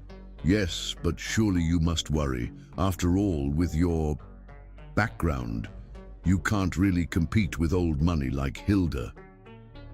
The subtle dig at her adopted status felt like a knife to the heart, but April's smile never wavered. She'd learned early that showing pain only invited more cruelty. Shane watched the interaction from afar, seeing something in April's posture that others missed. A slight stiffening of her shoulders, a barely perceptible tremor in her hands. For the first time, he wondered about the strength it took to face such subtle cruelty with dignity. "She'll never belong in our world," Hilda whispered, pressing against him suggestively. "She's not like us, Shane. She's just playing a part." The irony of Hilda criticizing anyone else for playing a part wasn't lost on him. The photographs his father had shown him flashed through his mind. Hilda with other men, always calculating, always performing. "Excuse me," he said abruptly, leaving Hilda mid-sentence. His feet carried him across the ballroom to April's side. "Dance with me," he said, not quite a request, but not quite a demand. April took his offered hand, letting him lead her to the dance floor. The orchestra was playing a waltz, and they moved together with practiced ease, another skill drilled into them since childhood. "I saw Hilda's here," April said softly, her voice free of accusation. "She means nothing to me," Shane replied automatically, then wondered why he felt the need to say it. "You don't have to lie." April's smile remained perfect for their audience. "I know you love her. I've accepted that our marriage will never be real." Her words echoed his own cruel promise from the garden party, but somehow they hurt to hear from her lips. "You don't know anything about my feelings, don't I?" April met his eyes for the first time that evening. "I know what it's like to want something you can't have, to love someone who doesn't love you back." The vulnerability in her voice caught him off guard. "Your biological father," he said, the pieces clicking into place. April tensed in his arms but didn't pull away. They had an audience to consider. "How did you know?" "I make it my business to know everything about the Diamond Empire," he said, but his voice lacked its usual edge, "including the fact that you were adopted after your mother died in childbirth and your father refused to claim you." April's step faltered slightly, but Shane's strong lead kept them moving smoothly. "Is that why you're so cruel to me? Because I'm not a real Diamond?" "No," Shane replied honestly, surprising them both. "I'm cruel because you make me feel things I don't want to feel." The music ended before April could respond. They separated, maintaining their public smile as applause filled the ballroom. But something had shifted between them, a crack in the careful walls they'd built. Later that night, Shane found April alone on the museum's balcony. She stood looking out over the city lights, her profile etched in moonlight. "Your father," he said quietly, joining her at the railing. "He was a fool." April turned to him, surprise evident in her eyes. "What?" "Any man who could reject his own child, especially one like you, is a fool." Shane's words were gruff, but sincere. "Why are you being kind to me?" April asked, genuine confusion in her voice. "Because," Shane struggled with the words, "maybe I'm tired of being cruel." The moment hung between them, fragile as spun glass. Then Hilda's laugh floated out from the ballroom, shattering it. "Go to her," April said softly. "I can handle the gossips alone." But Shane didn't move. "You shouldn't have to." They stood in silence, watching the city lights twinkle below. Neither spoke of the moment they'd shared during their dance, or the strange new understanding growing between them. Inside the ballroom, Hilda watched them through narrowed eyes, already plotting her next move. The gossips whispered behind their hands, creating new stories about the adopted daughter and the reluctant groom. But on the balcony, Shane and April found a moment of peace in their shared pain. Her secret of adoption, his confusion about Hilda, the weight of their family's expectations, all of it seemed lighter somehow when shared. As the night wore on, Shane found himself watching April with new eyes. Her grace wasn't an act, he realized. Her kindness wasn't a performance. She'd built herself into something remarkable, despite being rejected at birth, while he'd been handed everything and still managed to be cruel. The revelation unsettled him. It was easier when he could dismiss her as an opportunist, a social climber using the Damon name to rise above her origins. The truth that she was perhaps the most genuine person in their glittering false world threatened everything he thought he knew. By the time they left the ball, the gossips had new fodder for discussion. Not just Hilda's return or April's adoption, but the way Shane had stayed by April's side for the rest of the evening, his hand protective at her back, his eyes challenging anyone who dared whisper about her background. In their separate cars heading home, both Shane and April reflected on the evening's revelations. April touched her hand where Shane's had rested during their dance, wondering if his moment of kindness was just another act. Shane stared at his phone, ignoring Hilda's messages, remembering the vulnerability in April's eyes when he mentioned her biological father. The city wrapped around them like a blanket of lights, hiding secrets and nurturing possibilities. Neither knew that tonight had marked a turning point, the first crack in the walls they'd built around their hearts. The first hint that their arranged marriage might become something more than a business transaction. As midnight struck, April finally allowed herself to cry in the privacy of her bedroom, releasing the pain of old rejections and new hopes. Across town, Shane sat in his darkened study, holding a glass of scotch, and wondering why defending April from Hilda had felt so right when everything else in his life felt so wrong. The night held their secrets close, as New York's elite retired to dream of scandals and social climbing. But in two separate corners of the city, two hearts began to question everything they thought they knew about love, duty, and the power of shared pain to bridge even the widest of gaps. Chapter 8. The Wedding Night. The Plaza Hotel's royal suite had hosted countless society weddings, but none quite like this. As the last notes of the reception faded away and the guests departed, Shane Walton stood alone in the opulent bedroom, bow tie undone, jacket discarded. The business merger of the century had been completed with exchange of rings and vows, but now came the moment he'd been dreading. The wedding night. His promise echoed in his mind. "I swear I will never accept you as my wife, never touch you." Words spoken in anger weeks ago, yet they haunted him now as he waited for April to emerge from the dressing room. The wedding itself had been a masterpiece of social theater, every detail calculated to present the perfect image of two dynasties uniting. April had been breathtaking in her custom-designed gown, moving through the ceremony with a grace that made even the most critical society matrons fall silent in admiration. But now, alone in the suite, Shane felt his carefully constructed walls beginning to crumble. The scotch in his hand, his fourth of the evening, wasn't helping as much as he'd hoped. The soft click of the dressing room door made him turn.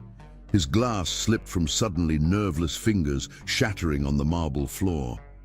April stood in the doorway, a vision in ivory silk.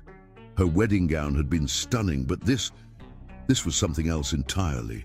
The delicate negligee floated around her like a dream, her beauty enhanced by a vulnerability he'd never seen before. For the first time in his life, Shane Walton found himself completely speechless. April's hands twisted nervously in the silk. "We don't have to. I know what you promised, what you said about never touching me." Shane stepped forward, barely noticing the broken glass crunching under his shoes. All his carefully prepared speeches, all his plans to maintain emotional distance, evaporated in the face of her beauty. "April?" Her name came out as a whisper. He reached out, his fingers brushing her cheek with a gentleness that surprised them both. She trembled at his touch, her eyes meeting his. In them, he saw not the calculated seduction he'd expected, but genuine emotion, fear, hope, and something deeper he wasn't ready to name. "You're beautiful," he said, the words inadequate but sincere. I didn't what?" April's voice was soft, encouraging. "Didn't let myself see you," he admitted. "Really see you?" His hand slid into her hair, releasing it from its elegant updo. Dark waves cascaded over her shoulders, and Shane felt something inside him break. All his resistance, all his promises to never accept her, crumbled in the face of this moment. Their first kiss was hesitant, questioning, nothing like the polite peck they'd shared at the altar for the cameras. This was real, raw, filled with all the emotion they'd been denying for weeks. April pulled back slightly, searching his face. "Shane, you don't have to." He silenced her with another kiss, deeper this time, more urgent. His hands traced the silk covering her shoulders, her back, learning the curves he'd sworn never to touch. "I want to," he breathed against her lips. "God help me, I want to." The night became a blur of sensation and discovery. Every touch, every kiss, erased another layer of resistance between them. Shane found himself mapping April's body with reverent hands, amazed by her responses, by the way she seemed to fit perfectly against him. Later, as moonlight filtered through the suite's windows, April lay curled in Shane's arms, her head resting on his chest. Neither spoke, afraid to break the spell that had transformed their business arrangement into something more intimate. "Why didn't you fight back?" Shane asked finally, his fingers tracing patterns on her bare shoulder. "All those times I was cruel to you, why did you just accept it?" April was quiet for a long moment. "Because I understood your pain," she said finally. being forced into something, feeling like you have no choice. I've lived with that feeling since I learned I was adopted, that my biological father rejected me. Shane's arms tightened around her protectively. He was a fool. He repeated his words from the ball, but with more conviction now. Maybe, April's voice held a trace of old pain, but it taught me something important. Sometimes the family you choose is more real than the family you're born into. Sometimes the love that grows slowly, quietly, is stronger than the love that burns hot and fast. Her words hit Shane like a physical blow. He thought of Hilda, of their passionate but ultimately shallow relationship. Then he thought of April's quiet strength, her dignity in the face of his cruelty, the way she'd slowly worked her way past his defenses. "I'm sorry," he said, the words feeling insufficient. "For everything I said, everything I did." April raised herself on one elbow, looking down at him. In the moonlight, her beauty took his breath away again. "Are you sorry for tonight?" "No," he answered immediately, surprising himself with his vehemence. "Tonight was real, more real than anything has felt in a long time." She smiled then, a genuine smile that lit up her whole face. Shane found himself smiling back, reaching up to trace her lips with his thumb. "What happens now?" April asked softly. "Now." Shane pulled her back down into his arms. "We stop letting the past dictate our future. Stop letting other people's expectations control us." They made love again, slower this time, with a tenderness that brought tears to April's eyes. Each touch was a promise, each kiss an apology for past cruelty and a hope for future kindness. As dawn began to paint the sky in shades of pink and gold, they lay tangled in the silk sheets, neither quite ready to face the reality waiting outside their suite. "Your father," April said suddenly, "he'll expect us to move into the Walton mansion." Shane stroked her hair thoughtfully. "What if we didn't? What if we found our own place? Something that's just ours, not part of either family's empire?" April raised her head, surprise evident in her expression. "You'd do that? Break with tradition?" "I think," Shane said slowly, "it's time I started making my own traditions, with you." The sun rose over Manhattan, finding them still wrapped in each other's arms, planning a future neither had imagined possible just hours before. The business merger that had brought them together seemed less important now than the merger of their hearts. But outside their sanctuary, the world waited with its own plans. Hilda's plotting, family expectations, corporate politics, all would test this newfound connection between them. For now, though, they had this moment. This night when promises made in anger were broken by the power of unexpected love, when two hearts forced together by duty discovered a connection deeper than either had dreamed possible. As the city began to wake around them, Shane and April held on to their private paradise for a few moments longer. Tomorrow would bring its own challenges, but they would face them together, stronger for having discovered that sometimes the greatest love stories begin with broken promises and end with new ones, made not out of duty, but out of choice. Chapter 9. The morning after dawn broke over Manhattan, painting the plaza's honeymoon suite in shades of gold and rose.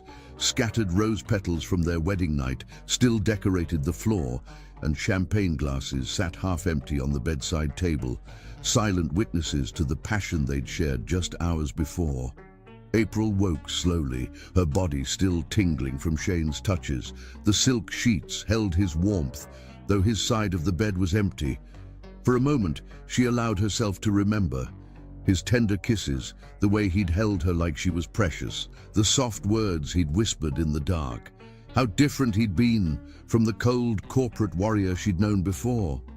She found him fully dressed in a fresh suit, standing at the floor-to-ceiling windows of their penthouse suite. His reflection in the glass showed a face she'd hoped never to see again. Hard, distant, the tender lover of last night replaced by something cold and unreachable. "Good morning," she ventured softly, pulling his discarded dress shirt around her shoulders for modesty. The fabric still held his scent, making her heart ache with the memory of their intimacy. "Is it?" His voice could have frozen fire. He didn't turn from the window. "We need to discuss last night." April's heart stuttered in her chest. She'd heard that tone before, in boardrooms when he was about to destroy a competitor. Never had she imagined hearing it directed at her, not after the way he'd held her, touched her, made love to her through the night. "What about it?" She fought to keep her voice steady. Now he turned, his face a mask of corporate indifference. "Let's be perfectly clear about something. Yes, you're beautiful. Yes, last night was physically satisfying. But don't delude yourself into thinking it meant anything more than that." Each word struck like a physical blow. April wrapped his shirt tighter around herself, as if the fabric could shield her heart from his cruelty. "Shane," she started, but he cut her off with a sharp gesture. "No, you need to hear this." He moved closer, his cologne, once intoxicating, now seeming to choke her. "You're beautiful and enjoyable, but you're not Hilda. You'll never be Hilda. Let's not pretend this is anything more than what it is, a business arrangement with benefits." The casual comparison to Hilda, delivered so coldly after their night of passion, made April's knees weak. She gripped the back of a chair for support. "She's using you." The words escaped before she could stop them, fueled by months of watching Hilda's manipulations. "Hilda doesn't love you, Shane. She only loves your money, your position. Don't you dare." He crossed the space between them in 3 angry strides, his face transformed by fury. "What do you know about love? You're just an adopted charity case who got lucky.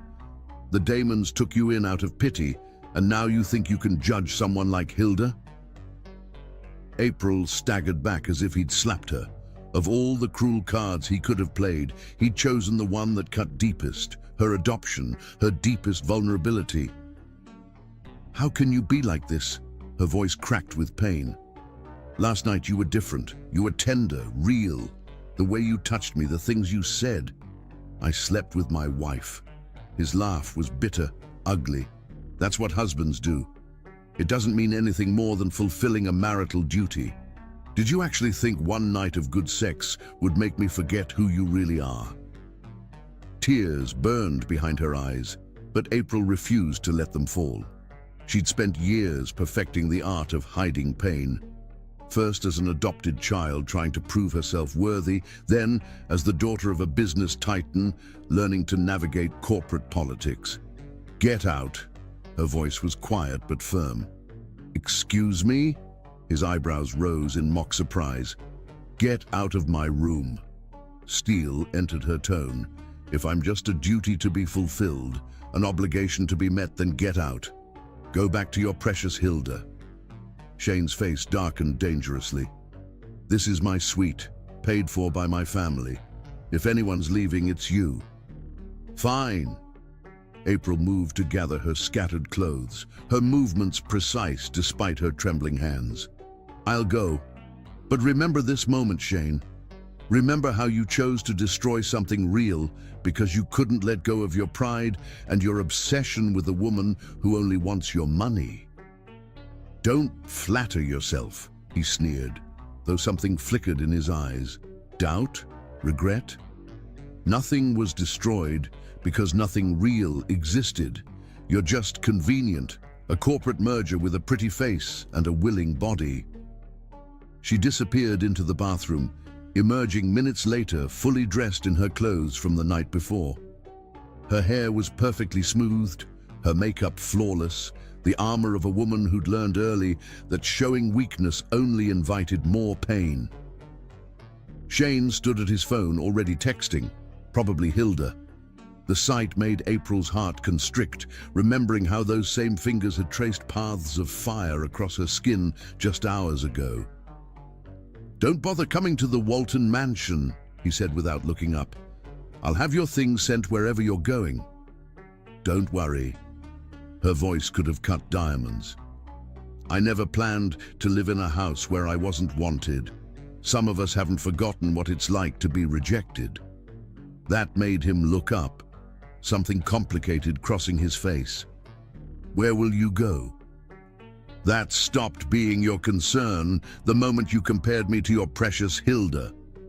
She moved to the door, her head held high. "Enjoy your real love, Shane. I hope she's worth destroying your chance at something genuine." April ... For a moment, his voice softened, making her heart leap traitorously. "No." She held up a hand. "You don't get to soften this. You made your choice. You took something beautiful, something real, and deliberately broke it because you're too afraid to admit that maybe, just maybe, your perfect Hilda isn't what she seems. Live with that." The door closed behind her with a soft click that somehow hurt more than a slam would have. April made it to the elevator before her composure cracked. As tears finally fell, she remembered his tenderness just hours ago, how he'd kissed away her tears of joy, how he'd held her like she was the most precious thing in his world. In the suite, Shane stared at the closed door, his phone buzzing incessantly with messages from Hilda. April's perfume lingered in the air, mixing with the scent of roses and last night's champagne. The bed still bore the imprint of their bodies, the sheets tangled from their passion. His phone lit up with a text from his father. "The press is already asking questions. Fix this, now." "I can't," he typed back, his fingers numb. "It's done." "Nothing's done until I say it's done," came the immediate reply. "Find her, apologize, bring her back." But Shane knew it was too late. He'd seen something break in April's eyes when he'd called her an adopted charity case. Some wounds cut too deep for simple apologies to heal. The morning sun climbed higher over Manhattan, illuminating a city that would soon be buzzing with news of the Walton-Damon marriage's spectacular implosion. But for now, in two separate corners of the city, two hearts beat with private pain, one from wounds inflicted, the other from the creeping realization that those wounds had been inflicted in error. Neither knew that this moment of cruelty would set in motion events that would force them both to confront their deepest fears and strongest desires. For now, they remained apart, each dealing with the aftermath of a beautiful night destroyed by morning's harsh light and wounded pride. Chapter 10. The Truth Revealed. 2 weeks after April's departure, Shane sat in his private office at Walton Tower, staring at the untouched glass of scotch on his desk. The merger was falling apart. Both companies' stocks were plummeting, and the press was having a field day with rumors of his rekindled relationship with Hilda. A knock at his door interrupted his brooding. "Come in," he called, expecting another crisis to manage. Instead, his old friend Jean-Luc Beaumont strode in, impeccably dressed as always. The French billionaire tech mogul had flown in specifically for Shane's wedding and had stayed in New York, watching the ensuing drama with keen interest. "Mon ami," Jean-Luc's accent was thick with concern, "we need to talk about Hilda." Shane's jaw tightened. "Not you too. I've had enough lectures about my personal life." "This isn't a lecture." Jean-Luc placed a thick folder on Shane's desk. "This is proof." "Proof of what?" "Of what your wife tried to tell you, about Hilda." Jean-Luc's normally jovial face was serious. "You asked me to watch her, remember? To see if April's accusations had any merit?" Shane remembered the conversation hazily, a moment of doubt after one of Hilda's more suspicious disappearances. He'd asked Jean-Luc to have his security team keep an eye on her, more to prove April wrong than anything else. "What did you find?" He tried to keep his voice neutral, though his heart was racing. Jean-Luc opened the folder, spreading photographs across the desk. "In the past 2 weeks alone, she's had dinner with Marcus Davidson, tech billionaire, shopping trips with James Chen, real estate mogul. Weekend in Miami with Thomas Harrison, oil heir. Each photo was time-stamped, each showing Hilda in intimate situations with different wealthy men. But it was the final photo that hit Shane hardest. Hilda leaving a jewelry store, Marcus Davidson's black card in her hand. "That's the emerald necklace she told me she bought herself," Shane said quietly, recognition dawning.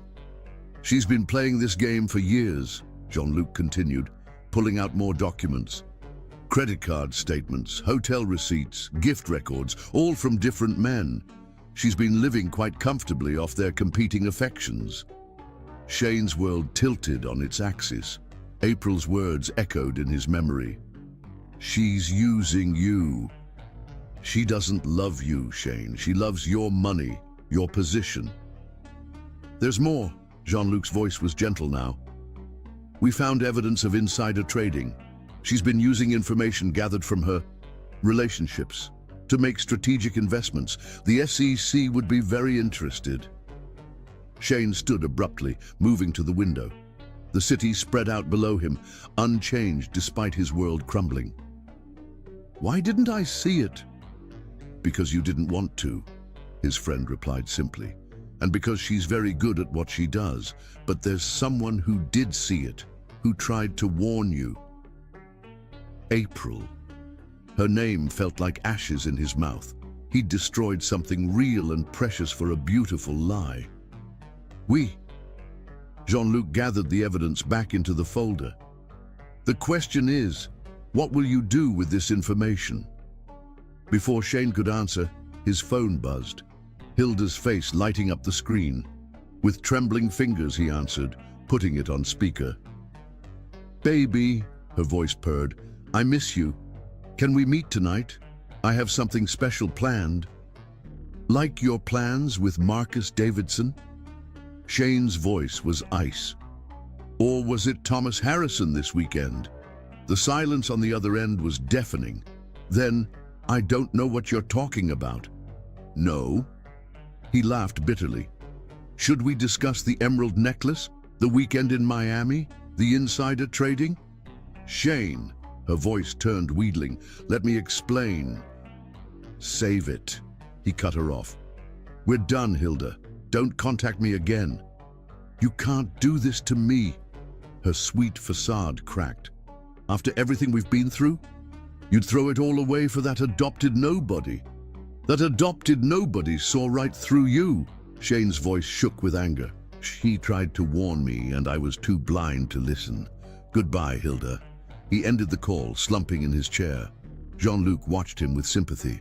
"What have I done?" Shane whispered. "I threw away something real for this." "The question is," Jean-Luc said quietly, "what are you going to do about it?" Shane stood, determination replacing despair. "Find her. I need to find April." But locating April proved harder than expected. She disappeared completely, leaving no trace at her usual haunts. The Damons weren't speaking to the Waltons, and her friends closed ranks around her. "She's gone," her best friend informed him coldly when he tracked her down. "Gone to build a life away from your cruelty and games." The words stung because they were true. He'd been cruel, playing games with something precious. Now all he had was evidence of Hilda's deception and a heart full of regret. Jean-Luc watched his friend's desperate search with growing concern. "Perhaps," he suggested one evening, "you should focus on becoming the man worthy of her forgiveness, no? Before trying to find her." The words hit home. Shane threw himself into damage control, not for the press or the company, but for his soul. He made public statements taking full responsibility for the marriage's collapse. He provided evidence of Hilda's schemes to the SEC, ensuring she couldn't hurt anyone else. But at night, alone in his penthouse, he tortured himself with memories of his wedding night. April's beauty, her gentleness, the way she touched him like he was something precious. How had he repaid that gift? With cruel words and colder actions. Weeks turned into months. The business world slowly stabilized as both families worked to salvage the merger. But Shane's personal life remained in shambles. Every society event, every business function reminded him of what he'd lost. Then one day, browsing through a fashion magazine in his office, he saw it, a small article about an upcoming designer whose sustainable fashion line was creating buzz in the industry. The designer's name wasn't familiar, but the sketches, he recognized April's style immediately. She'd done it. She'd pursued her dreams, built something of her own. Pride and regret warred in his heart as he studied the article. His phone rang. Jean-Luc again. "Turn on the business news," his friend said without preamble. The TV flickered to life, showing April at a press conference, announcing a major retailer's investment in her sustainable fashion line. She looked beautiful, confident, successful, everything he'd tried to deny she could be. As he watched her speak passionately about sustainable fashion and ethical business practices, Shane finally understood the full magnitude of what he'd lost. Not just a beautiful woman, not just a convenient merger, but a partner who could have helped him become a better man. The evidence of Hilda's betrayal lay forgotten on his desk. It had opened his eyes. Yes, but too late. The truth had set him free from one lie, only to show him a greater truth. He had destroyed something genuine in pursuit of something false. Now the question was, could he find a way to make it right? Or had his cruelty and pride cost him the one person who had seen past his facade to the man he could be? The Manhattan skyline offered no answers as night fell, only the glittering reminder of how far he had to go to become worthy of a second chance. Chapter 11. The Chase. 6 months had passed since the disastrous morning after their wedding night. April's sustainable fashion line, Pure Heart Designs, had become the talk of the industry. Her commitment to ethical manufacturing and innovative sustainable materials had caught the attention of major retailers, and her designs were selling out in prestigious stores across the country. Shane watched her success from afar, his pride in her achievements mixed with deep regret. Every magazine cover featuring her designs, every business article praising her innovation was both a joy and a torture. She'd built something remarkable entirely on her own, proving everyone who'd ever doubted her wrong, including him. The autumn evening was settling over Manhattan when Shane's security team alerted him to April's location.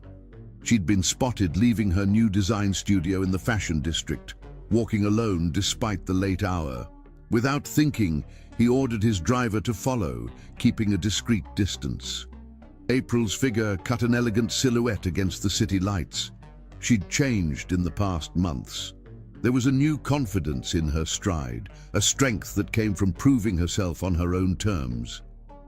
Her success had nothing to do with the Damon name or the Walton fortune. It was entirely her own achievement.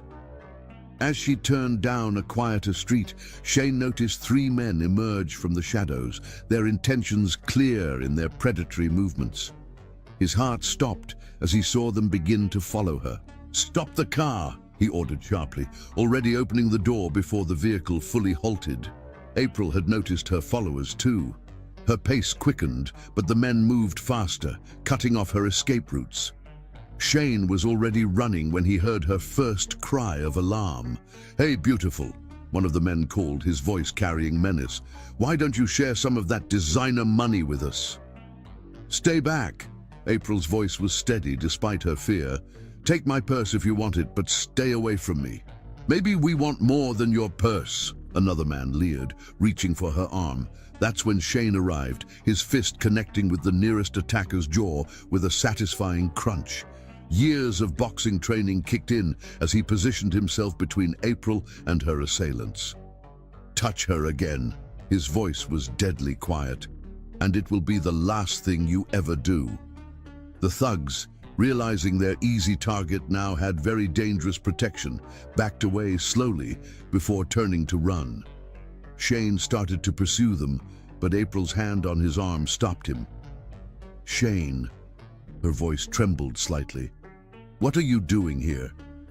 He turned to face her, drinking in the sight of her up close for the first time in months. I've been watching over you, from a distance, making sure you're safe. Stalking me, you mean? But there was no real anger in her voice, just confusion and lingering fear from the attack. Protecting you, he corrected gently, though clearly not well enough if you're walking these streets alone at night. I can take care of myself, she replied, but swayed slightly on her feet. Shane caught her elbow, steadying her. Let me drive you home, please, just to make sure you're safe. April hesitated, studying his face in the streetlight. He looked different, thinner, more serious, his playboy polish replaced by something more genuine. All right, she agreed finally, but just a ride home. In the back of his luxury car, silence stretched between them. Shane couldn't take his eyes off her. The subtle changes in her appearance, the new maturity in her bearing. I've been following your success, he said finally. Pure Heart Designs is extraordinary. Thank you, she replied formally, though I'm surprised you'd pay attention to something as trivial as fashion. The gentle dig at his past dismissal of her dreams made him wince. I was wrong about so many things, April. Your dreams weren't trivial. You weren't trivial. She turned to look out the window, but he caught her reflection in the glass, the slight tremor in her lip, the brightness in her eyes. I saw the truth about Hilda. He continued quietly. You were right about her. About everything. Does that matter now? April's voice was barely audible. It matters because I owe you an apology, because I destroyed something beautiful and real for something false and shallow. Shane's voice cracked with emotion. Because I've spent every day since you left regretting what I did. April turned back to him, her eyes searching his face. What do you want from me, Shane? A chance, he replied honestly. Not to pick up where we left off. I don't deserve that. But a chance to show you who I really am, who I'm trying to become. And who is that? Someone worthy of you. The words came straight from his heart. Someone who sees you for the amazing woman you are, not the convenient merger you were supposed to be. April was quiet for a long moment, processing his words. The car pulled up to her building, a modest but elegant apartment complex, bought with her own success rather than family money. Thank you for tonight, she said finally, for helping me with those men. April ... Shane started to reach for her hand but stopped himself. I know I hurt you. I know I don't deserve another chance. But please, just think about it. She stepped out of the car, then turned back. I have a fashion show next week at the Metropolitan Museum. If you're serious about wanting to understand my world. I'll be there, he promised immediately. A ghost of a smile touched her lips, the first he'd seen since that terrible morning. Good night, Shane. He watched until she was safely inside the building, his heart pounding with hope and fear. It wasn't forgiveness, wasn't even close to what he wanted, but it was a start. Back in his penthouse, Shane pulled out every magazine featuring April's work, studying them with new eyes. He saw now what he'd been too blind to see before, the passion, the creativity, the dedication that went into every design. His phone buzzed with a text from Jean-Luc. Did you find her? Yes, Shane replied. And maybe, just maybe, I haven't lost her completely. The week until the fashion show stretched endlessly.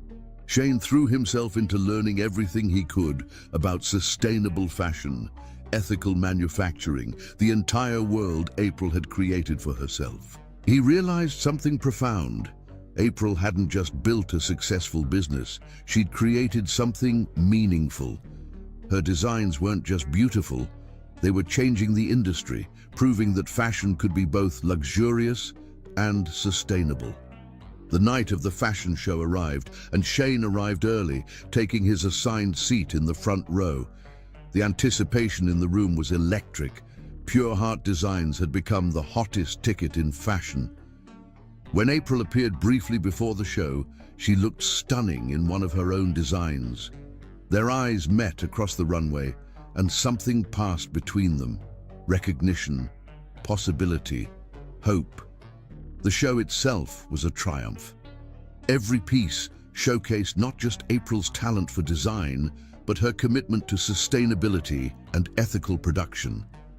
The audience responded with enthusiasm, and Shane found himself moved by the beauty she'd created. Afterward, at the reception, he watched as she handled the press and buyers with natural grace. This was her world, and she commanded it effortlessly. Quite different from the society events you're used to, isn't it? Her voice behind him made him turn. It's better, he replied honestly.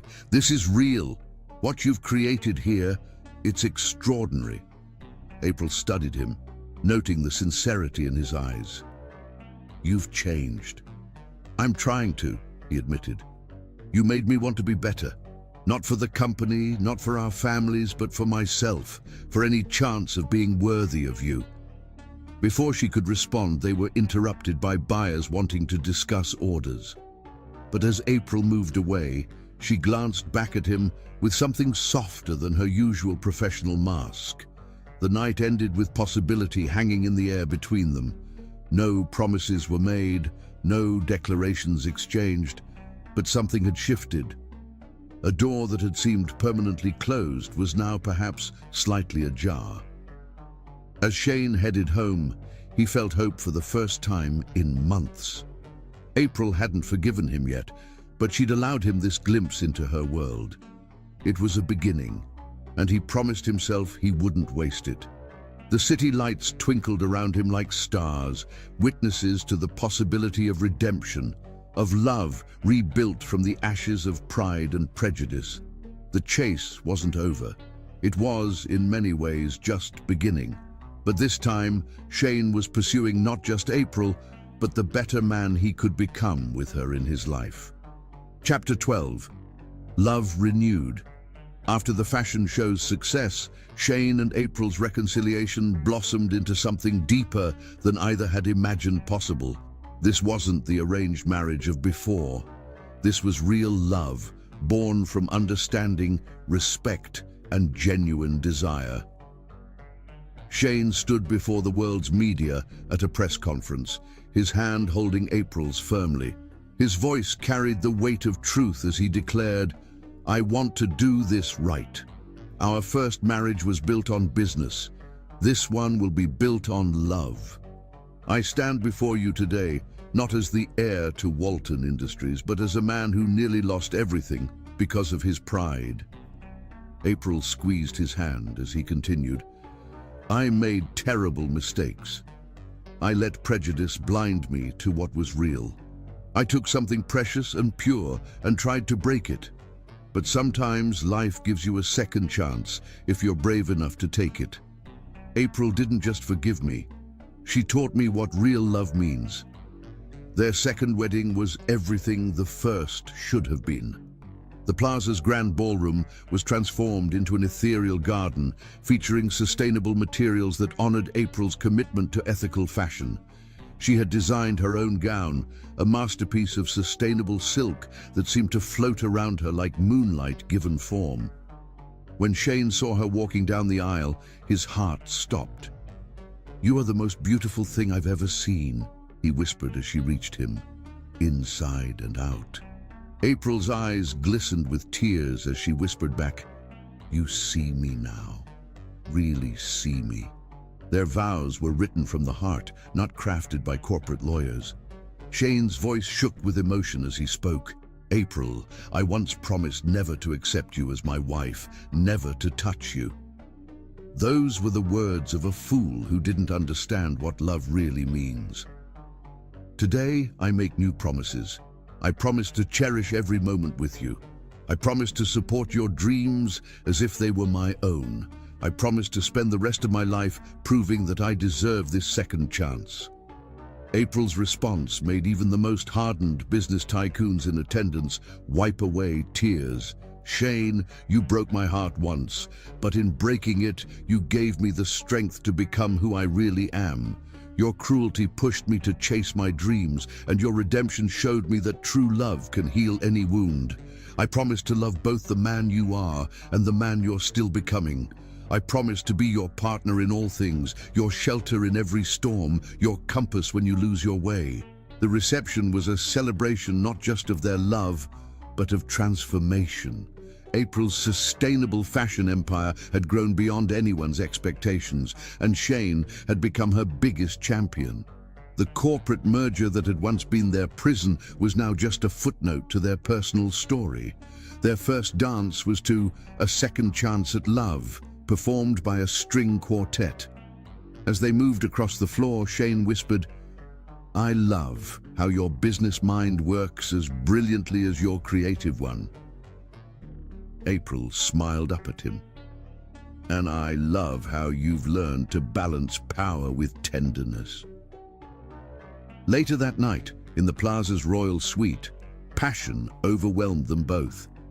This wasn't like their first wedding night, shadowed by doubt and unspoken resentments.